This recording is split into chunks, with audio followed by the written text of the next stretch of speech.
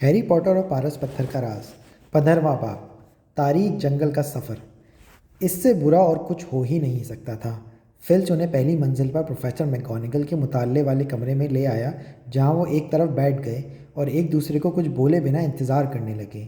ہرمائنی خوف کے مارے کانپ رہی تھی۔ لمبی من گھڑت کہانیاں، بچنے کی راہیں اور بہانے ہیری کے دماغ میں ایک دوسرے سے ٹکراتے رہے، مگر ہر بہانہ دوسرے سے کمزور نظر آتا تھا۔ انہیں سمجھ میں نہیں آ رہا تھا کہ اس بار مصیبت کیسے دور ہو سکتی ہے۔ وہ بری طرح پھنستے تھے۔ ان سے اتنی بڑی حماقت کیسے ہو گئی تھی کہ غیبی چوغے کو بھول گئے؟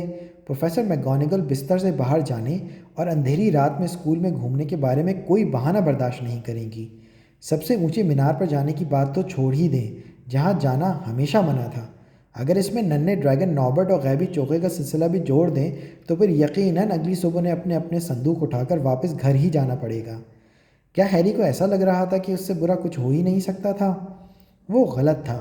جب پروفیسر میکگونگل وہاں آئیں تو نیویل بھی ان کے ساتھ تھا۔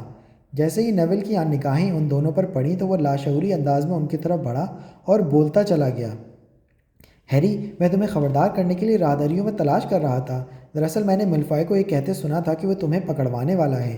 وہ کہہ رہا تھا کہ تمہارے پاس اسی لمحے سے ہیری نے آنکھیں دکھاتے ہوئے اپنے سر کو خفیف سا جھٹکا دیا۔ نیویل تو خاموش ہو ہی گیا تھا، مگر اس کی حرکت پروفیسر میکگونگل کی نظروں سے بچ نہ پائی۔ انہوں نے دیکھ لیا تھا۔ جب وہ ان تینوں کے سروں پر آن کھڑی ہوئیں تو ایسا لگتا تھا جیسے وہ نوبٹ سے بھی زیادہ تیزی سے آگ اگلنے والی ہوں۔ مجھے آپ لوگوں سے یہ امید نہیں تھی۔ مسٹر فلچ کا کہنا ہے کہ آپ لوگ فلکیاتی مینار پر گئے تھے۔ رات کے 1 بج رہے ہیں۔ آپ کو اپنی صفائی میں کچھ کہنا ہے؟ یہ پہلی بار تھا جب ہرمائنی کسی استاد کے سوال کا جواب نہیں دے پائی۔ وہ اپنی چپلوں کی طرف نگاہ کیے انہیں گھورتی رہی۔ وہ تینوں پتھر کے بتوں کی طرح خاموش اور ساکت کھڑے ہو گئے۔ میرے خیال سے میں سمجھ سکتی ہوں کہ یہ کیا ہوا ہے، پروفیسر میکگونگل نے کڑکتی ہوئی آواز میں کہا۔ اس معاملے کو سمجھنے کے لیے زیادہ ذہانت کی ضرورت نہیں ہے۔ آپ نے ڈریکو میلفوائے کو ڈریگن کے بارے میں کوئی جھوٹی من گھڑت کہانی سنا دی تاکہ وہ بستر سے باہر نکلے اور مصیبت میں پھنس جائے۔ میں نے اسے پہلے ہی پکڑ لیا ہے۔ میرا خیال ہے کہ اگر آپ کو اس بات میں زیادہ مزہ آیا ہے تو یہ سن لیں کہ لانگ باٹم بھی وہی کہانی سنے اور اس پر یقین کر لیا۔ ہیری نے نیویل کی طرف دیکھا اور آنکھوں کے اشارے سے اسے بتانے کی کوشش کی کہ یہ سچ نہیں تھا، کیونکہ نیویل ہکا بکا کھڑا تھا جیسے اسے چوٹ پہنچی ہو۔ بیچارہ غلطی کرنے والا نیویل۔ ہیری جانتا تھا کہ انہیں خبردار کرنے کے لیے اندھیرے میں ڈھونڈنے میں اسے کتنی مصیبتوں کا سامنا کرنا پڑا ہوگا۔ میں بہت مایوس ہوئی ہوں، پروفیسر میکگونگل نے گہرے سانس لیتے ہوئے کہا۔ ایک ہی رات میں 4 طلباء بستر سے باہر تھے۔ میں نے اس طرح کا واقعہ پہلے کبھی نہیں سنا۔ اور آپ مس گرینجر، مجھے لگتا تھا کہ آپ نہایت سمجھدار ہیں۔ جہاں تک آپ کا سوال ہے پوٹر، میں سوچتی تھی کہ آپ کے لیے گریفنڈور اس سے زیادہ معنی رکھتا ہوگا۔ آپ تینوں کو سزا لازمی دی جائے گی۔ ہاں، آپ کو بھی مسٹر لانگ باٹم۔ کوئی بھی چیز آپ کو رات میں اسکول کے باہر گھومنے کی اجازت نہیں دیتی، خاص طور پر ان دنوں میں۔ یہ بہت خطرناک ہے اور گریفنڈور کے 50 پوائنٹس کم ہو جائیں گے۔ 50؟ ہیری کے منہ سے اچانک نکلا۔ اس طرح تو ان کی برتری ختم ہو جائے گی، وہ برتری جو اس نے پہلے کوئڈچ میچ میں حاصل کر لی تھی۔ 50 پوائنٹس ہر ایک کے، پروفیسر میکگونگل نے مستحکم لہجے میں کہا، جو اپنی لمبی نوکیلی ناک سے ان تینوں سے زیادہ سانس لے رہی تھی۔ Professor please! ہرمائنی چپ نہ رہ پائی۔ آپ ایسا نہیں کر سکتی۔ ہیری سٹپٹا کر رہ گیا۔ پوٹر، مجھے مت بتاؤ کہ میں کیا کر سکتی ہوں اور کیا نہیں۔ اب آپ سب اپنے بستر پر جائیں۔ مجھے پہلے گریفنڈور کے طلباء پر اتنی شرمساری کبھی نہیں ہوئی۔ اکٹھے 150 پوائنٹ کم ہو گئے تھے۔ اسی طرح گریفنڈور سب سے آخری درجے پر جا گرا تھا، ریون کلو اور ہفل پف سے بھی زیادہ نیچے۔ ایک ہی رات میں انہوں نے گریفنڈور کے ہاؤس کپ جیتنے کی تمام امیدیں خاک میں ملا دی تھیں۔ ہیری کو یوں محسوس ہوا جیسے اس کا زیریں دھڑ بالکل ہی غائب ہو گیا ہو۔ وہ لوگ اب یہ سوچ رہے تھے کہ اتنے سارے پوائنٹس وہ کیسے دوبارہ حاصل کر پائیں گے، جبکہ پڑھائی کا سال اپنے اختتام پر پہنچنے ہی والا تھا۔ ہیری ساری رات سو ہی نہیں پایا۔ وہ سنتا رہا کہ نیویل اپنے تکیے میں سر دیے گھنٹوں تک سبکیاں لیتا رہا تھا۔ ہیری نہیں جانتا تھا کہ اسے تسلی دینے کے لیے وہ کیا کہے۔ یہ سچ تھا کہ نیویل بھی ہیری کی طرح صبح سے ہی خوفزدہ تھا۔ کیا ہوگا جب گریفنڈور کے باقی طلباء کو ان کے کرتوت کا پتہ چلے گا؟ فریقی پوائنٹ شیشے کے جس بڑے بورڈ میں رکھے جاتے تھے، اگلی صبح ان کے پاس سے گزرتے ہوئے گریفنڈور کے طلباء کو پہلے تو یہ لگا جیسے کہیں گڑبڑ ہو گئی ہے۔ کل سے آج کے دوران ان کے 150 پوائنٹ اچانک کیسے کم ہو گئے؟ اور پھر افواہیں پھیلنا شروع ہو گئیں۔ ہیری پوٹر، مشہور ہیری پوٹر، 2 کوئڈچ میچوں کے فاتح، ان کے ہیرو اور سال اول کے 2 دیگر احمق طلباء نے ان کے سارے پوائنٹس گنوا دیے تھے۔ اسکول میں سب سے زیادہ پسندیدہ نگاہوں سے دیکھے جانے والا اور مقبول ترین طالب علم یکدم نفرت کی گہری کھائیوں میں جا گرا تھا۔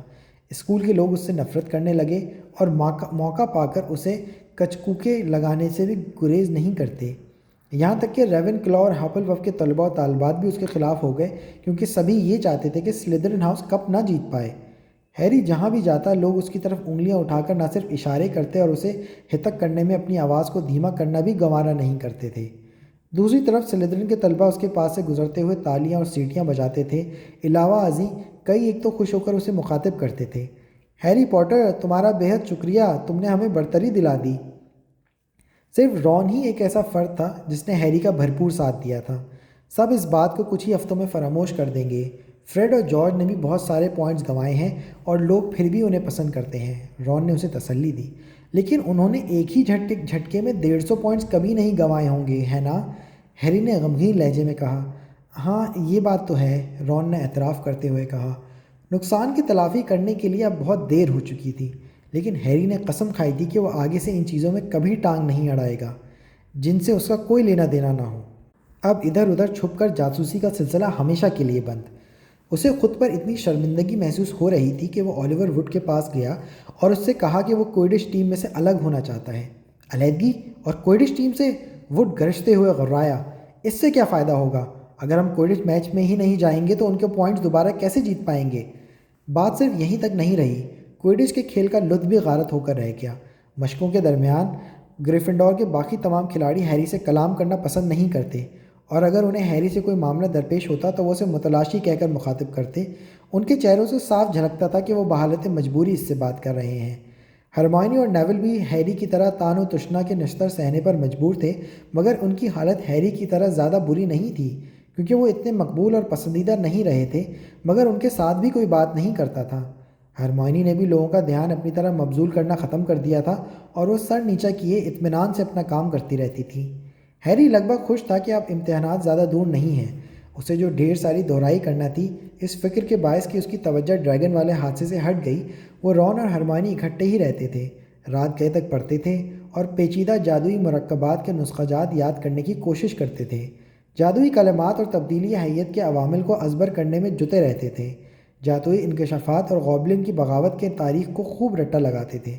پھر امتحانات کے آغاز کے ایک ہفتہ پیشتر ہی دوسروں کے معاملے میں ٹانگ نہ اڑانے والی قسم اچانک خود بڑے امتحان سے دوچار ہو کر رہ گئی۔ ایک دوپہر لائبریری سے اکیلے واپس لوٹتے وقت ہیری نے سامنے والے کمرے جماعت میں سے کسی کی سبکیوں کی آواز سنی تو لاشعوری طور پر اس کے قدم زمین سے چپک کر رہ گئے۔ تجسس کے مارے ہیری کے کان خود بخود کمرے جماعت کے دروازے سے جا لگے۔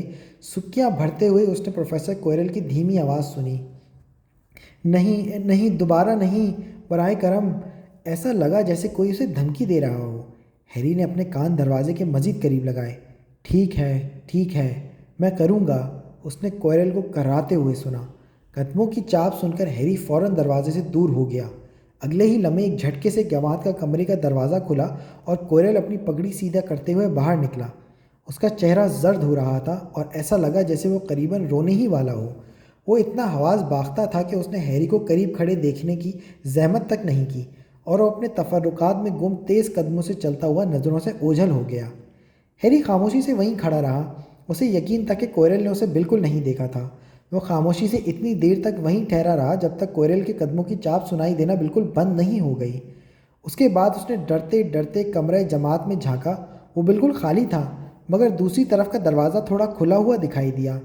ہیری اس کی قریب آدھا راستہ طے کر پایا تھا کہ اسے اچانک یاد آ گیا کہ اس نے دوسروں کے معاملے میں ٹانگ نہ اڑانے کی قسم کھا رکھی تھی۔ بہرحال وہ 12 پارس پتھروں کو داؤ پر لگا کر یہ کہہ سکتا تھا کہ اسنیپ ابھی اسی کمرے سے باہر گیا ہوگا، اور ہیری نے ابھی جو سنا تھا اس کے بعد اسنیپ کی چال میں نئی لچک آ گئی ہوگی۔ ایسا لگ رہا تھا جیسے کوئرل نے آخر کار اپنی شکست تسلیم کر ہی لی ہو۔ ہیری الٹے قدموں لائبریری میں لوٹ گیا، جہاں ہرمائنی ایک کونے میں بیٹھی ہوئی رون سے علم فلکیات کے سوالات دریافت کر رہی تھی۔ ہیری نے انہیں بتایا کہ اس نے کچھ دیر قبل کیا سنا تھا۔ اسنیپ نے آخر کار اسے راضی کر لیا ہے، رون نے پریشانی سے کہا۔ اگر کوئرل نے اسے بتا دیا کہ اس نے تاریک جادو سے محفوظ رہنے کے لیے کون سا جادوئی کلمہ استعمال کیا ہے تو وہ یقیناً اسے توڑ لینے میں کامیاب ہو جائے گا۔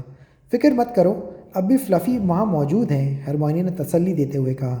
ہو سکتا ہے کہ اسنیپ نے ہیگرڈ سے پوچھنے کے بجائے کسی اور راستے سے ہی پتہ چلا لیا ہو کہ اسے عبور کرنے کی ترکیب کیا ہو سکتی ہے۔ رون نے اپنے چاروں طرف شیلف میں سجی ہوئی ہزاروں کتابوں کو دیکھتے ہوئے کہا، میں دعویٰ کر سکتا ہوں کہ یہاں پر کوئی ایسی کتاب ضرور ہوگی جس میں یہ لکھا ہوگا کہ 3 سروں والے خونخوار کتے سے محفوظ رہتے ہوئے اسے کیسے پار کیا جا سکتا ہے۔ تو اب ہم کیا کریں ہیری؟ رون کی آنکھوں میں ایک بار پھر مہماتی خطرے کی چمک ابھر آئی تھی، لیکن ہیری کے جواب دینے سے پہلے ہی ہرمیونی بیچ میں کود پڑی۔ ڈمبلڈور کے پاس جاؤ، ہمیں یہ کام صدیوں پہلے ہی کر دینا چاہیے تھا۔ اگر ہم اپنے طور پر کوئی بھی کام کرنے کی کوشش کریں گے تو یہ طے ہے کہ وہ لوگ اب ہماری اس باری ہمیں اسکول سے باہر ہی نکال دیں گے۔ مگر ہمارے پاس کوئی ثبوت بھی تو نہیں ہے، ہیری تلملا کر بولا۔ کوئرل اتنا خوفزدہ ہیں کہ وہ ہماری طرفداری میں بالکل نہیں بولیں گے۔ اسنیپ کو تو صرف اتنا کہنا ہوگا کہ اسے کیا معلوم تورال کیسے ہیلوئین کے دن ہاگورٹ میں گھس آیا تھا اور وہ اس دن تیسری منزل کے آس پاس گئے ہی نہیں۔ تمہارا کیا خیال ہے، لوگ کس پر بھروسہ کریں گے، اس پر یا ہم پر؟ یہ کسی سے بھی چھپا نہیں ہے کہ ہم اس سے نفرت کرتے ہیں۔ ڈمبلڈور سوچیں کہ ہم نے اسنیپ کو نکلوانے کے لیے یہ ساری کہانی گھڑی ہے۔ اس معاملے میں فلچ بھی ہماری کوئی مدد نہیں کرے گا، چاہے اس پر اس کی زندگی کیوں نہ داؤ پر لگ جائے، کیونکہ اسنیپ کے ساتھ اس کی گہری دوستی ہے۔ وہ تو یہی سوچے گا کہ ہمیں پارس پتر یا فلفی کے بارے میں معلوم ہی نہیں ہونا چاہیے تھا۔ ہمیں بہت سے جوابات اور وضاحتیں دینا پڑیں گی۔ ہرمیونی کو تو یقین ہو گیا، مگر رون کا ذہن اسے تسلیم کرنے پر آمادہ نہیں تھا۔ اگر ہم تھوڑی سی کوشش کر کے معاملے کو بالکل نہیں، ہیری نے رون کی بات کاٹتے ہوئے سپاٹ لہجے میں کہا، ہم پہلے ہی اس معاملے میں بہت زیادہ ملوث ہو چکے ہیں۔ اس نے سیارہ مشتری کا سمتی نقشہ باہر نکالا اور اسے میز پر پھیلا کر مشتری کے چاندوں کے نام یاد کرنے لگا۔ اگلی صبح ہیری، ہرمیونی اور نیول کو ناشتے کے وقت خطوط ملے۔ سبھی خطوط میں ایک ہی بات لکھی ہوئی تھی، آپ کی مجوزہ سزا آج رات 11 بجے شروع ہوگی۔ برائے کرم بڑے ہال میں مسٹر فل سے ملاقات کریں، پروفیسر میک گوناگل۔ پوائنٹس گنوانے کے وبال میں ہیری یہ بالکل فراموش کر بیٹھا تھا کہ انہیں مجوزہ سزا کے مرحلے کو طے کرنا باقی تھا۔ اسے محسوس ہو رہا تھا کہ شاید ہرمیونی یہ شکایت کرے گی کہ اس وجہ سے دہرائی کی ایک پوری رات ضائع ہو جائے گی، لیکن ہرمیونی کے لبوں پر ایک بھی شکایتی لفظ نہ آیا۔ وہ ہیری کی طرح کچھ اور سوچ رہی تھی کہ انہیں جو سزا ملی تھی وہ انہیں ضرور ملنا چاہیے تھی۔ اس رات کو 11 بجے انہوں نے ہال میں رون سے رخصت لی اور نیول کے ساتھ نیچے بڑے ہال میں پہنچ گئے۔ فلچ وہاں پہلے سے ہی موجود تھا۔ اس کے ساتھ ایک اور صورت بھی دکھائی دی جسے دیکھ کر ان کے منہ کھلے رہ گئے۔ وہ ملفوائے تھا۔ ہیری یہ بھول گیا تھا کہ ملفوائے کو بھی مجوزہ سزا بھگتنی تھی۔ سب میرے پیچھے آؤ، فلچ نے ایک لالٹین جلاتے ہوئے کہا اور انہیں باہر لے گیا۔ میں دعویٰ کر سکتا ہوں کہ تم لوگ دوبارہ اسکول کے قوانین توڑنے میں کم از کم 2 بار سوچو گے، ہے نا؟ وہ رک کر ان کی طرح خونخوار نگاہوں سے گھورنے لگا۔ وہ سب خاموش رہے۔ اور ہاں، فلچ نے بات آگے بڑھائی، اگر مجھ سے پوچھا جائے تو کڑی محنت اور گہری اذیت سب سے اچھا سبق ثابت ہوتی ہے۔ بڑے افسوس کی بات ہے کہ اب سزا کے پرانے طریقوں کا استعمال ترک کر دیا گیا ہے، جب تمام مجرموں کو کچھ دنوں کے لیے کلائیوں سے زنجیریں باندھ کر چھت سے الٹا لٹکا دیا جاتا تھا۔ میرے دفتر میں اب بھی ان دنوں کی یادگار زنجیریں، ہتھکڑیاں اور سلاخیں رکھی ہوئی ہیں۔ میں روزانہ ان کی صفائی کرتا ہوں اور ان میں تیل ڈالتا ہوں تاکہ وہ تر و تازہ رہیں اور ضرورت پڑنے پر ان کا بخوبی استعمال کیا جا سکے۔ ٹھیک ہے، ہم چلتے ہیں۔ اور ہاں، فرار ہونے کے بارے میں تو سوچنا بھی مت۔ اگر تم نے ایسا کیا تو اس کا انجام اس سے بھی زیادہ بھیانک ثابت ہوگا۔ فلچ کی آنکھوں میں عجیب سی شفقانہ چمک ابھر آئی۔ وہ قلعے کی عمارت سے باہر نکلے اور اندھیرے میدان میں اتر گئے۔ میدان کی گھاس ان کے پیروں تلے خوفناک سرسراہٹیں پیدا کر رہی تھی۔ نیول کی سانسیں بے ہنگم انداز میں چل رہی تھیں۔ ہیری سوچ رہا تھا کہ نہ جانے انہیں کون سی سزا ملنے والی تھی۔ یہ سچ مچ کوئی ہیبت ناک قسم کی سزا ہی ہوگی، ورنہ فلچ اتنا خوش کبھی دکھائی نہیں دیتا۔ چاند چمک رہا تھا، لیکن اس کے سامنے بادلوں کی ٹولیاں تیر رہی تھیں، جس کی وجہ سے بار بار گپ اندھیرا چھا جاتا تھا۔ ہیری کو سامنے کی طرف اندھیرے میں سائے کی مانند دکھائی دیتے ہوئے ہیگرڈ کے جھوپڑے کی کھڑکیاں صاف نظر آ رہی تھیں، جن میں سے زرد روشنی چھن چھن کر باہر آ رہی تھی۔ اسی لمحے انہیں دور کہیں کسی چیز کے چلانے کی آواز سنائی دی۔ کیا یہ تم ہو فلچ؟ جلدی آؤ، مجھے فوراً روانہ ہونا ہے۔ ہیری کا دل بری طرح اچھل پڑا۔ اگر وہ ہیگرڈ کے ساتھ کوئی کام انجام دینے کے لیے پابند کیے گئے تھے تو یہ سزا کچھ زیادہ بری نہیں ہوگی۔ اس کے چہرے سے جھلکنے والی اطمینان کو فلچ نے فوراً تاڑ لیا تھا۔ وہ طنزیہ انداز میں غراتا ہوا بولا، لگتا ہے کہ تم یہ سوچ رہے ہو کہ تم اس احمق کے ساتھ مزے کرنے جا رہے ہو۔ دوبارہ سوچ لو لڑکے، تم تاریک جنگل میں جا رہے ہو اور مجھے یقین ہے کہ تم لوگ صحیح سلامت واپس نہیں آ پاؤ گے۔ ہی۔ یہ سن کر تو نیول کے منہ سے سسکاری نکل گئی اور ملفوائے چلتے چلتے یکا یک رک گیا۔ جنگل؟ ملفوائے نے دہرایا اس کا چہرہ اتنا پرسکون نہیں تھا جتنا عام طور پر دکھائی دیا کرتا تھا۔ ہم رات کے وقت وہاں نہیں جا سکتے، وہاں ہر طرح کے جانور بستے ہیں، میں نے سنا ہے کہ وہاں بھیڑیائی انسان بھی پائے جاتے ہیں۔ نیول نے دہشت سے ہیری کے چوغے پر اپنی گرفت کس لی اور اس کے حلق سے ایسی گھٹی گھٹی سی آواز نکلی جیسے اس کا گلا رند گیا ہو۔ مجھے اس سے کوئی غرض نہیں، یہ تمہارے حصے کی پریشانی ہے، لاپرواہی سے فلچ نے بولا۔ ہیری کو محسوس ہوا کہ خوشی کے مارے اس کی آواز کانپ رہی تھی۔ ان بھیڑیائی انسانوں کے بارے میں تمہیں قانون شکنی کرنے سے پہلے سوچنا چاہیے تھا، ہے نا؟ ہیگرڈ اندھیرے سے نکل کر ان کے سامنے آ گیا۔ مجھے یہاں انتظار کرتے کرتے آدھا گھنٹہ بیت چکا ہے۔ تم ٹھیک تو ہو ہیری؟ ہرمائنی، ہیگرڈ نے تیز آواز میں پوچھا۔ ہیگرڈ، میں ان سے اتنا دوستانہ برتاؤ نہیں کرتا ہوں، فلچ نے تلخی سے کہا۔ یہ مت بھولو کہ انہیں یہاں سزا دینے کے لیے لایا گیا ہے، اسی لیے تمہیں دیر ہو گئی۔ کیوں؟ ہیگرڈ نے فلچ کی طرف غصے سے دیکھا۔ ان پر تقریر کا روب جھاڑتے رہے ہو، ہے نا؟ یہ تمہارا کام نہیں ہے، تم نے کام اپنا کر دیا، اب انہیں میرے حوالے کر دو۔ ٹھیک ہے، میں صبح واپس آؤں گا، فلچ نے منہ بسوڑتے ہوئے کہا۔ اگر ان کے بدن کا کوئی ٹکڑا بچے گا تو اسے واپس لے جاؤں گا، اس نے کٹھور انداز سے بات مکمل کی۔ پھر وہ واپس مڑا اور قلعے کی عمارت کی طرف روانہ ہو گیا۔ اس کی لالٹین کی لہراتی ہوئی روشنی لمحہ بہ لمحہ دور ہوتی جا رہی تھی۔ ملفوائے ہیگرڈ کی طرف مڑا۔ میں تاریک جنگل میں نہیں جاؤں گا، ملفوائے نے ضدی لہجے میں کہا، اور ہیری یہ سن کر بہت خوش ہوا۔ اس کی آواز میں چھپی ہوئی دہشت صاف جھلک رہی تھی۔ اگر تمہیں ہاگورٹ میں رکنا ہے تو یہ کام تو کرنا ہی پڑے گا، ہیگرڈ نے غصے سے کہا۔ تم نے غلطی کی ہے اور تمہیں اس غلطی کی قیمت چکانا ہی پڑے گی۔ مگر یہ تو نوکروں کا کام ہے، یہ طلباء کا کام نہیں ہے۔ میں نے سوچا تھا کہ ہمیں کچھ سطریں لکھنی پڑیں گی یا کوئی ایسا ہی کچھ اور۔ اگر میری ڈیڈی کو پتہ چل جائے کہ میں کیا کر رہا ہوں تو وہ تم سے کہیں گے کہ تم ہاگورٹ میں ایسا ہی ہوتا ہے۔ ہیگرڈ نے اس کی بات مکمل کرتے ہوئے غرایا۔ سطریں لکھنا؟ اس سے کسی کو کیا سبق مل سکتا ہے؟ تمہیں کچھ سخت اور خطرے والے کام کرنا ہوں گے، ہاگورٹ کو چھوڑنا پڑے گا ورنہ۔ اگر تمہیں لگتا ہے کہ تمہارے ڈیڈی تمہیں اسکول سے باہر نکلتا ہوا دیکھنا چاہتے ہیں تو تم قلعے میں واپس لوٹ جاؤ اور اپنا سامان اکٹھا کر لو، چلو۔ ملفوائے اپنی جگہ سے ٹس سے مس نہ ہوا۔ اس نے ہیگرڈ کو غصیلی نگاہوں سے گھورا اور پھر سر زمین کی طرف جھکا لیا۔ تو پھر ٹھیک ہے، ہیگرڈ نے کہا، اب دھیان سے سنو، کیونکہ آج رات جو کرنے جا رہا ہوں وہ خطرناک ہے اور میں نہیں چاہتا کہ کسی کو کوئی نقصان پہنچے۔ کچھ دیر میرے پیچھے پیچھے چلتے رہو، سمجھ گئے ہو نا؟ وہ انہیں جنگل کے کنارے تک لے گیا۔ اپنی لالٹین کو اونچی اٹھا کر اس نے ایک تنگ اور بلدار پگڈنڈی دکھائی دی جو گھنے جنگلوں میں بل کھاتی ہوئی کہیں گم ہو گئی تھی۔ جب وہ جنگل کی طرف دیکھ رہے تھے تو ہلکی ہوا نے ان کے بال اوپر اڑا دیے۔ یہاں دیکھو، ہیگرڈ نے بلند آواز میں کہا، زمین پر پڑی یہ چمکدار چیز دیکھ رہے ہو، چاندی جیسی؟ یہ یکسنگھے کا خون ہے۔ جنگل میں ایک یکسنگھا ایسا ہے جسے کسی نے بری طرح زخمی کر دیا ہے۔ ایک ہفتے میں یہ دوسری بار ہوا ہے۔ پہلے بدھ والے دن کو مجھے ایک یکسنگھا مرا ہوا ملا تھا۔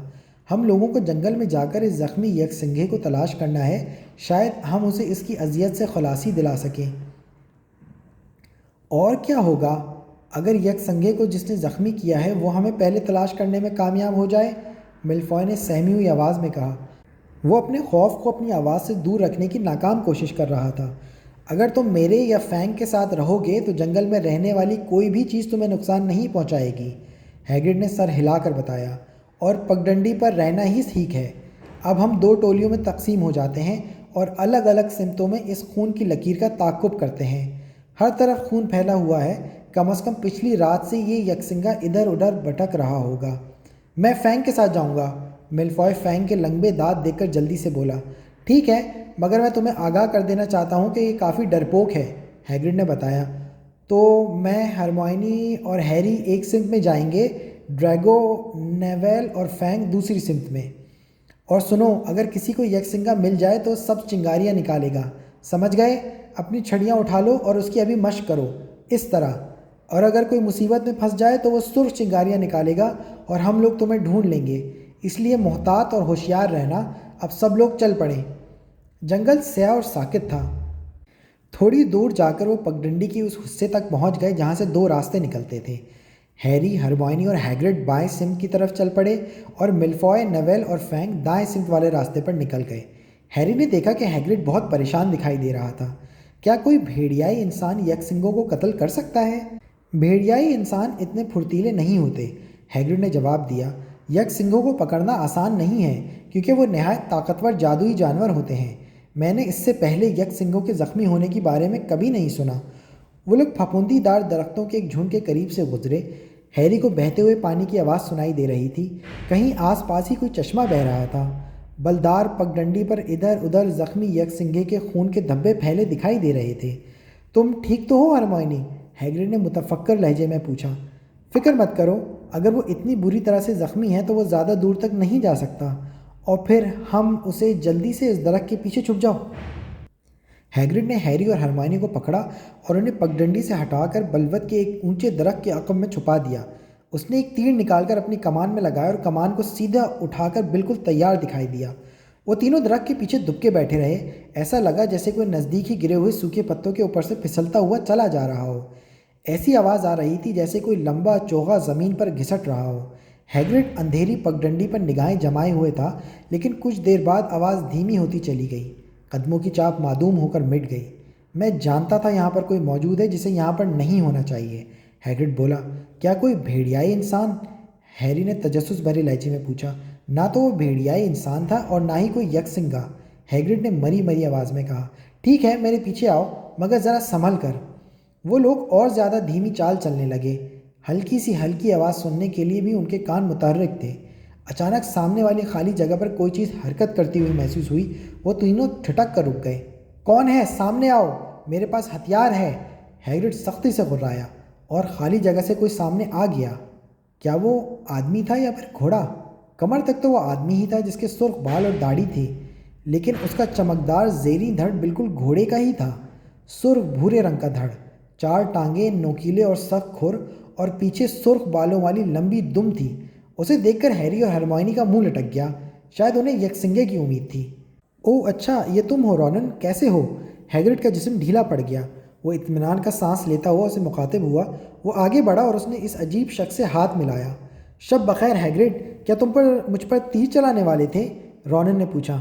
اس کی آواز گہری اور تعصب بھری محسوس ہو رہی تھی۔ بہت ہوشیار رہنا پڑ رہا ہے رونن، ہیگرڈ نے اپنی کمان کو تھپتھپاتے ہوئے جواب دیا۔ اس جنگل میں کوئی خطرناک چیز گھس آئی ہے اور وہ کھلی گھوم رہی ہے۔ ارے ہاں، ان سے ملو، یہ ہیری پوٹر ہے اور یہ مس ہرمائنی گرینجر، اسکول کے طلباء ہیں، اور یہ رونن ہے، ایک کنتروس۔ ہم نے دیکھ لیا ہے، ہرمائنی نے دھیمے لہجے میں جواب دیا۔ شب بخیر بچوں، رونن ان کی طرف متوجہ ہوا۔ تو تم لوگ طلباء ہو اور تم اسکول میں بہت کچھ سیکھتے ہوگے، ہے نا؟ جی، ہیری نے اثبات میں کہا۔ تھوڑا بہت، ہرمائنی نے ہچکچاتے ہوئے کہا۔ تھوڑا بہت؟ یہ تو بہت اچھی بات ہے، رونن نے آ بھرتے ہوئے کہا۔ اس نے اپنا سر پیچھے کی طرف کیا اور آسمان کی طرف گھورا۔ مریخ آج رات بہت زیادہ چمک رہا ہے۔ ہاں، ہیگرڈ نے بھی اوپر دیکھتے ہوئے کہا۔ سنو، مجھے خوشی ہوئی ہے کہ تم سے ملاقات ہو گئی رونن۔ ایک یک سنگھا زخمی ہو گیا ہے، کیا تم نے اسے کہیں دیکھا ہے؟ رونن نے فوراً جواب نہیں دیا۔ وہ بنا پلکے جھپکائے اوپر آسمان کی طرف دیکھتا رہا اور اس نے دوبارہ آہ بھری۔ ہمیشہ معصوم لوگ ہی پہلے شکار ہوتے ہیں، ایسا صدیوں سے ہوتا رہا ہے اور اب بھی یہی ہو رہا ہے، رونن نے مغموم لہجے میں کہا۔ ہاں، لیکن تم نے کچھ دیکھا ہے رونن، کوئی غیر معمولی چیز؟ ہیگرڈ نے پوچھا۔ جب ہیگرڈ اس کی طرف بے چینی سے دیکھ رہا تھا تو رونن نے دہراتے ہوئے کہا، مریخ آج رات بہت چمک رہا ہے، کچھ زیادہ غیر معمولی طور پر چمک رہا ہے۔ ہاں، مگر میرا مطلب زمین کے آس پاس کی کوئی غیر معمولی چیز سے تھا، ہیگرڈ نے جھنجھلا کر کہا۔ تو تم نے کوئی عجیب نہیں دیکھی؟ ایک بار پھر رونن نے جواب دینے میں تامل کیا، آخر اس نے سکوت توڑا۔ جنگل میں بہت سے گہرے راز چھپے ہوئے ہوتے ہیں۔ رونن کے پیچھے درختوں میں ہلچل کی وجہ سے ہیگرڈ نے ایک بار پھر اپنی کمان اٹھا دی، لیکن یہ ایک اور کنتروس تھا جس کے کالے بال اور کالا دھڑ تھا۔ وہ رونن سے زیادہ وحشی دکھائی دے رہا تھا، اس کا چہرہ کرخت اور سختی سے بھرپور تھا۔ ہیلو بان، سب ٹھیک ہے؟ ہیگرڈ نے کمان کو گراتے ہوئے کہا۔ شب بخیر ہیگرڈ، مجھے امید ہے کہ تم بھی خیریت سے ہوگے، بان نے کرخت آواز میں کہا۔ ٹھیک ہی ہوں، دیکھو میں ابھی رونن سے پوچھ رہا تھا کہ اس نے یہاں پر حال ہی میں کوئی عجیب اور غیر معمولی چیز دیکھی ہے۔ بات یہ ہے کہ ایک یک سنگھا زخمی ہو گیا ہے، کیا تم اس بارے میں کچھ جانتے ہو؟ بان چل کر رونن کے قریب کھڑا ہو گیا، اس نے اپنا سر آسمان کی طرف اٹھایا۔ مریخ آج کچھ زیادہ ہی چمکدار دکھائی دے رہا ہے۔ یہ تو میں نے سن لیا ہے بان۔ اچھا، اگر تم میں سے کسی کو کچھ بھی دکھائی دے تو برائے کرم مجھے خبر کر دینا، ٹھیک ہے نا؟ اب ہم چلتے ہیں۔ ہیگرڈ مریخ کی تکرار سے پریشان ہو گیا تھا۔ ہیری اور ہرمائنی اس خالی جگہ سے ہیگرڈ کے پیچھے پیچھے چل دیے اور وہ اپنے کندھوں کے پیچھے سے رونن اور بان کی طرف دیکھتے رہے جب تک کہ وہ درختوں کی اوٹ میں گم نہیں ہو گئے۔ کبھی بھی کسی کنتروس سے سیدھے اور صاف جواب کی امید نہیں رکھنی چاہیے۔ کم بخت ہمیشہ آسمان کے ستاروں کو ہی تکتے رہتے ہیں، چاند سے نیچے زمین کے کسی بھی چیز میں تو انہیں کوئی دلچسپی ہی نہیں ہے۔ ہیگرڈ کے لہجے میں جھنجھلاہٹ کی جھلک ابھی تک موجود تھی۔ کیا یہاں بہت سارے کنتروس رہتے ہیں؟ ہرمائنی نے پوچھا۔ ہاں، تھوڑے بہت ہیں۔ وہ زیادہ تر اپنے کام سے کام رکھتے ہیں، لیکن اگر مجھے ان کے ساتھ کوئی بات کرنا ہو تو وہ اتنے بھلے ہیں کہ فوراً ہی آ جاتے ہیں۔ کنتروس کافی گہرے اور ذہین ہوتے ہیں، انہیں بہت کچھ معلوم ہوتا ہے، مگر وہ زیادہ بتاتے نہیں ہیں۔ کیا تمہیں لگتا ہے کہ جس کی آواز ہم نے پہلے سنی تھی وہ بھی کوئی کنتروس ہی تھا؟ ہیری نے پوچھا۔ کیا وہ آواز تمہیں گھوڑوں کے ٹاپوں جیسی محسوس ہوئی تھی؟ نہیں، اگر مجھ سے پوچھا جائے تو وہ وہی تھا جو یکسنگوں کو ہلاک کر رہا ہے۔ اس طرح کی آواز میں نے اس جنگل میں پہلے کبھی نہیں سنی تھی۔ ہیگرڈ نے رک کر اسے جواب دیا۔ وہ لوگ گھنے تاریک درختوں کے بیچ چلتے رہے۔ ہیری گھبراہٹ میں اپنے کندھے کے پیچھے مڑ مڑ کر دیکھتا رہا۔ اسے یہ ڈراؤنا احساس ہو رہا تھا کہ کوئی ان پر نظر رکھے ہوئے ہے۔ وہ بہت خوش تھا کہ ان کے ساتھ ہیگرڈ ہے اور اس کی کمان تھی۔ وہ لوگ راستے میں ایک موڑ پر مڑ ہی رہے تھے کہ اسی وقت ہرمائنی نے ہیگرڈ کا بازو پکڑ لیا۔ ہیگرڈ دیکھو، سرخ چنگاریاں، وہ لوگ کسی مصیبت میں ہیں۔ ہرمائنی نے ایک طرف اشارہ کرتے ہوئے کہا۔ تم دونوں یہیں رکو، پگڈنڈی پر ہی رہنا، میں بھی واپس آتا ہوں۔ ہیگرڈ انہیں وہیں چھوڑ کر تیز قدموں سے چنگاریوں کی طرف بھاگتا چلا گیا۔ انہوں نے سنا کہ وہ جھاڑیوں کو چیرتا ہوا جا رہا تھا۔ وہ دونوں بہت ڈرے ہوئے ایک دوسرے کی طرف دیکھتے رہے۔ انہیں چاروں طرف پتوں کی سرسراہٹوں کے علاوہ اور کچھ بھی نہیں سنائی دے رہا تھا۔ کہیں ایسا تو نہیں کہ وہ لوگ زخمی ہو گئے ہوں؟ ہرمائنی نے پریشانی کے عالم میں کہا۔ اگر میلفوائے زخمی ہوا ہو تو مجھے اس کی کوئی پرواہ نہیں، مگر اگر نیول کو کچھ ہو گیا ہماری غلطی کے باعث آج وہ یہاں پر ہے۔ ہیری سپاٹ لہجے میں پھسپھسایا۔ کافی دیر ہو چکی تھی، ان کے کان ہلکی سی آواز سننے کے لیے پوری طرح مستعد دکھائی دے رہے تھے۔ ہیری ہوا کی ہر آہٹ، ہر چٹکتی ہوئی ٹہنی کی آواز سن سکتا تھا۔ کیا ہو رہا تھا؟ باقی لوگ کہاں تھے؟ آخر کار ایک زوردار آواز نے ہیگرڈ کے واپس لوٹنے کی خبر دی۔ میلفوائے، نیول اور فینگ اس کے ساتھ تھے۔ ہیگرڈ آگ بگولا دکھائی دے رہا تھا۔ ہوا کچھ یہ تھا کہ میلفوائے نیول کے عقب میں خاموشی سے چل رہا تھا اور پھر اس نے مذاق میں نیول کو پکڑ لیا۔ نیول اس ناگہانی مصیبت سے بری طرح گھبرا گیا اور اس نے فوراً سرخ چنگاریاں روشن کر دی۔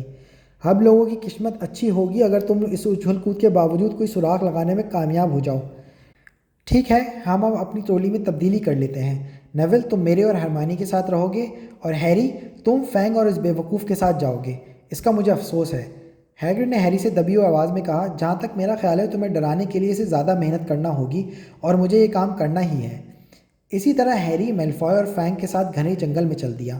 وہ لگ بھگ آدھے گھنٹے تک جنگل کے اندر گھومتے چلے گئے۔ اب راستہ دکھائی دینا قریباً بند ہو چکا تھا کیونکہ یہاں پر درخت بہت گھنے تھے۔ ہیری نے دیکھا کہ خون کی لکیر اب زیادہ موٹی ہو گئی تھی۔ ایک درخت کی جڑوں میں تو خون کا بڑا چھینٹا دکھائی دے رہا تھا۔ اسے ایسا محسوس ہوا کہ وہ جانور زیادہ دور نہیں ہوگا، وہ قریب ہی کہیں درد سے پڑا تڑپ رہا ہوگا۔ ہیری کو بلوت کے ایک پرانے درخت کی گھنی شاخوں کے درمیان سے آگے کھلی جگہ دکھائی دی۔ وہ دیکھو، وہ بڑبڑایا اور اس نے میلفوائے کو روکنے کے لیے ہاتھ اٹھا دیا۔ زمین پر کوئی چمکیلی سفید چیز پڑی ہوئی محسوس ہو رہی تھی۔ وہ دھیمے دھیمے چلتے ہوئے اس کے کچھ قریب ہوئے۔ وہ واقعی یکسنگا ہی تھا اور وہ مر چکا تھا۔ ہیری نے اتنا خوبصورت اور اداس چہرہ پہلے کبھی نہیں دیکھا تھا۔ جہاں وہ گرا تھا وہاں اس کی لمبی دبلی ٹانگیں عجیب طرح سے الجھی ہوئی دکھائی دے رہی تھیں۔ اس کے موتیوں جیسے سفید بال زمین پر پھیلے ہوئے پتوں پر بکھرے پڑے تھے۔ ہیری نے اس کی طرف ایک قدم بڑھایا ہی تھا کہ اسی وقت سرسراہٹ کی آواز گونجی۔ وہ جہاں تھا وہیں کھڑا رہ گیا۔ کھلی خالی جگہ کے ایک کونے والی جھاڑی میں حرکت ہوئی اور پھر سایوں کے درمیان سے نقاب پہنے ایک جسم زمین پر رینگتے ہوئے باہر نکلا۔ اس کا انداز اس جانور جیسا تھا جو شکار کرنے کے لیے تاک لگائے ہوئے ہو۔ ہیری، میلفوائے اور فینگ اپنی جگہ پر مجسموں کی طرح ساکت کھڑے رہ گئے۔ سیاہ چوغے پہنے ہوئے وہ جسم آہستہ آہستہ زمین پر گھسٹتے ہوئے یکسنگے کی طرف بڑھا۔ وہ اس کے پاس پہنچ کر اس نے جانور کے پہلو میں لگے ہوئے زخم پر اپنا منہ جھکایا اور اس کا خون پینا شروع کر دیا۔ ایک چیخ ابھری۔ اسی لمحے میلفوائے کے منہ سے ایک بھیانک چیخ نکلی اور اس نے پلٹ کر دوڑ لگا دی۔ فینگ نے بھی بالکل ایسا ہی کیا۔ نقاب پوش سائے نے اپنا سر اٹھایا اور سیدھا ہیری کی طرف دیکھا۔ یکسنگے کا خون اس کے تاریک منہ پر چمکتا ہوا دکھائی دے رہا تھا جو بوندوں کی شکل میں زمین پر ٹپک رہا تھا۔ سایہ اپنے پیروں پر کھڑا ہوتا چلا گیا اور پھر وہ تیزی سے ہیری کی طرف بڑھنے لگا۔ ہیری ڈر کے مارے اپنی جگہ سے ہل بھی نہیں پایا۔ اسی وقت اس کے ماتھے میں ایک درد کی تیز لہر اٹھی۔ اتنا شدید درد آج سے پہلے اسے کبھی نہیں ہوا تھا۔ ایسا لگ رہا تھا جیسے اس کے ماتھے پر بنی گرتی برق جیسی خراش میں آگ بھر گئی ہو۔ اس کا سر چکرانے لگا اور اس کی آنکھوں کے سامنے اندھیرے کی گہری چادر پھیلتی ہوئی محسوس ہوئی۔ وہ پیچھے کی طرف لڑکھڑایا۔ اسی لمحے اسے اپنے عقب میں تیز ٹاپوں کی آواز سنائی دی، پھر کسی نے اس کے اوپر سے کود کر اس سیاہ سائے پر حملہ کر دیا۔ ہیری کے سر میں اتنا بھیانک درد ہو رہا تھا کہ وہ اپنے گھٹنوں کے بل گرتا چلا گیا۔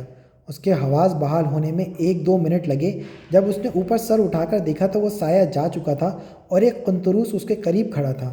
وہ رونن یا بان نہیں تھا، بلکہ وہ ان سے کافی مختلف دکھائی دے رہا تھا۔ اس کے سفید بھورے بال تھے اور نچلا دھڑ سنہری زرد تھا۔ تم ٹھیک تو ہو؟ قنطروس نے پوچھا اور اس نے ہیری کو اپنے پیروں پر کھڑا کر دیا۔ ہاں شکریہ۔ وہ کیا تھا؟ ہیری نے ہکلاتے ہوئے پوچھا۔ قنطروس نے کوئی جواب نہیں دیا۔ ہیری نے اس کے چہرے پر نگاہیں جمائیں۔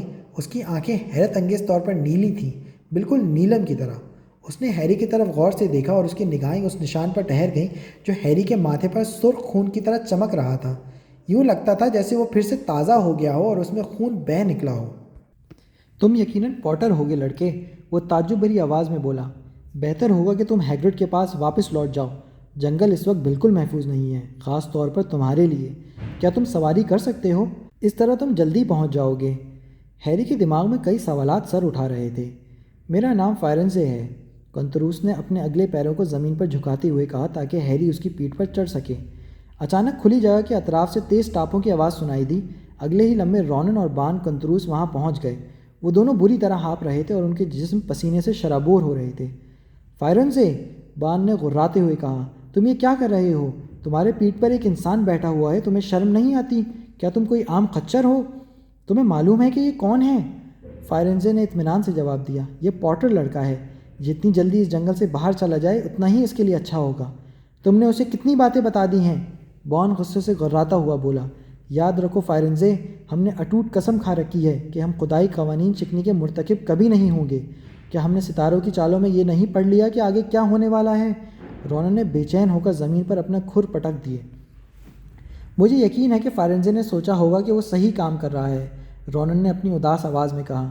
بان نے یہ سن کر غصے میں اپنے پچھلے کھر زمین پر دے مارے۔ صحیح کام؟ صحیح اور غلط سے ہمارا کیا واسطہ؟ قنطروس کو صرف اس سے مطلب ہونا چاہیے کہ کیا ماجرا رونما ہونے والا ہے، نہ کہ وہ پیش گوئی کرتے پھریں۔ یہ ہمارا کام نہیں ہے کہ ہم ستاروں کی چالیں دیکھ کر غیب کا حال بتاتے پھریں یا پھر جنگل میں بھٹکنے والے انسانوں کے پیچھے گدھوں کی طرح دوڑتے پھریں۔ اس کی بات سن کر اچانک فائرنزے اپنی پچھلی ٹانگوں پر کھڑا ہو گیا، جس کی وجہ سے ہیری اپنا توازن برقرار رکھنے میں خاصی مشکل پیش آئی۔ اس نے دونوں ہاتھ اس کے کندھوں پر رکھ کر خود کو گرانے سے بچایا۔ کیا تم نے اس کو یکسنگے کو نہیں دیکھا؟ فائرنزے نے بان سے چیخ کر کہا۔ کیا تم یہ نہیں جانتے کہ اسے کیوں ہلاک کیا گیا ہے؟ یا تمہیں ستاروں نے وہ راز نہیں بتا ڈالا؟ میں خود جنگل میں چھپی اس چیز کے خلاف بغاوت کرتا ہوں، ہاں، چاہے اس کے لیے مجھے انسانوں کا ہی ساتھ کیوں نہ دینا پڑے۔ یہ کہہ کر فائرنزے پلٹا اور کوئی دوسرا جواب سنے بغیر ہی وہاں سے چل دیا۔ وہ دوڑنے لگا اور ہوا سے باتیں کرتا ہوا درختوں کو اپنے پیچھے چھوڑتا چلا گیا۔ رونن اور بان وہیں کھڑے رہ گئے۔ ہیری نے اس کے کندھوں کو پوری طاقت سے پکڑ رکھا تھا، ورنہ ممکن تھا کہ وہ اچھل کر ہوا میں اڑتا ہوا زمین پر جا گرتا۔ ہیری کو اس بات کا کوئی اندازہ نہیں تھا کہ کیا ہو رہا تھا۔ بان اتنے غصے میں کیوں تھا؟ ہیری نے سوال کیا۔ ویسے وہ چیز کیا تھی جس سے آپ نے مجھے بچایا تھا؟ فائرنزے اتنا دھیما ہو گیا کہ وہ لگ بھگ پیدل چلنے لگا۔ اس نے ہیری کو خبردار کیا کہ وہ اپنا سر جھکا کر رکھے، کیونکہ کئی شاخیں بہت نیچی اور خطرناک انداز میں لٹک رہی تھیں، مگر اس نے ہیری کے سوال کا کوئی جواب نہیں دیا تھا۔ وہ خاموشی سے اتنی دور تک درختوں کے درمیان میں چلتے رہے۔ ہیری نے سوچا کہ فائرنزے اب اس سے بالکل بھی بات نہیں کرنا چاہتا۔ جب وہ لوگ بہت زیادہ گھنے درختوں سے گزر رہے تھے تو اچانک فائرنزے رک گیا۔ ہیری پوٹر، کیا تم جانتے ہو کہ یکسنگی کا خون کس کام آتا ہے؟ اس نے پوچھا۔ نہیں، ہیری نے گردن ہلا کر جواب دیا، جو اس عجیب سوال سے چونک پڑا تھا۔ ہم نے جادوئی مرکبات میں صرف اس کے سینگ اور دم کے بالوں کا استعمال کیا ہے، اس لیے کہ یکسنگے کو مارنا ایک گناہ کا کام ہے، فائرنزے بولا۔ جس کے پاس کھونے کے لیے کچھ نہیں ہے اور پانے کے لیے سب کچھ ہے، صرف وہی یہ گناہ مول لے سکتا ہے۔ یکسنگے کا خون آپ کو زندہ رکھے گا، چاہے آپ موت سے 1 انچ ہی دور کیوں نہ ہوں، مگر اس کے لیے آپ کو بھیانک قیمت ادا کرنی ہوگی، کیونکہ آپ نے خود کی زندگی کو بچانے کے لیے ایک معصوم اور بےکس جانور کو ہلاک کیا ہے۔ لہٰذا آپ کی زندگی ادھوری رہ جائے گی، آدھی زندگی، جو کہ خود کسی لعنت سے کم نہیں ہوگی۔ اسی پل سے جب اس کا خون آپ کے ہونٹوں کو چھو لے گا۔ ہیری نے فرنزے کے سر کے عقب سے گھورا جو چاندنی میں چتکبرا اور چاندی جیسا چمک رہا تھا۔ مگر کون اتنا احمق ہوگا؟ اگر آپ کو ہمیشہ کے لیے ملعون زندگی ملنے والی ہے تو اس سے تو موت زیادہ بہتر ہوگی، ہیری نے تعجب سے کہا۔ بالکل سچ ہے، فرنزے نے متفق ہوتے ہوئے کہا، جب تک کہ آپ کو صرف اسی وقت تک زندہ رہنا ہو جس کے بعد آپ کچھ اور پینے والے ہوں، کوئی ایسی چیز جو آپ کو پوری طرح طاقتور اور ناقابل تسخیر بنا دے، کوئی ایسی چیز جسے پینے کے بعد آپ کبھی نہ مر سکیں۔ مسٹر پوٹر، کیا تمہیں پتہ ہے کہ اس وقت اسکول میں کیا راز چھپا ہوا ہے؟ پارس پتھر، ظاہر ہے عمر بڑھانے والا ایک اکسیر، مگر میں یہ نہیں سمجھ پا رہا ہوں کہ کون؟ ہیری ابھی اپنی بات مکمل نہیں کر پایا تھا۔ کیا تم کسی ایسے انسان کو نہیں جانتے جس نے طاقتور بننے کے لیے کئی سالوں تک انتظار کیا ہو، جو زندگی کے ساتھ ندیدوں کی طرح چپکا ہوا ہے اور کسی خاص موقع کا انتظار کر رہا ہے؟ ایسا لگا جیسے ہیری کا دل کسی لوہے کے نوکیلے شکنجے میں جکڑ لیا گیا ہو۔ اس کا چہرہ پھک پڑ گیا۔ درختوں کی سرسراہٹوں کے بیچ میں اسے ایک بار پھر وہ باتیں یاد آ گئی تھیں جو ہیگرڈ نے اس رات اس کو بتائی تھیں جب وہ پہلی بار اس سے ملا تھا۔ کچھ لوگ کہتے ہیں کہ وہ مر گیا ہے، مجھے لگتا ہے کہ یہ محمل سی بات ہے۔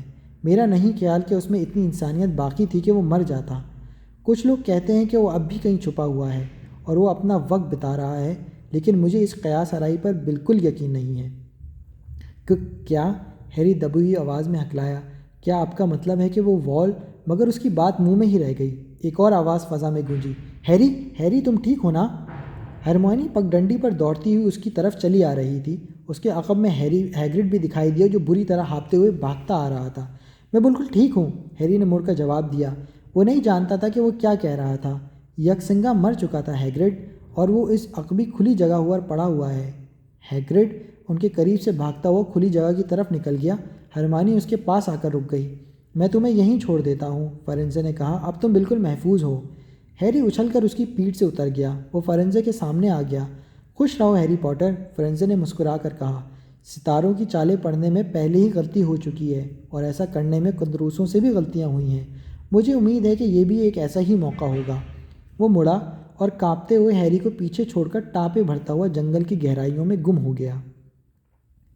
رون ان کے لوٹنے کا انتظار کرتے کرتے اندھیرے ہال میں ہی سو گیا تھا۔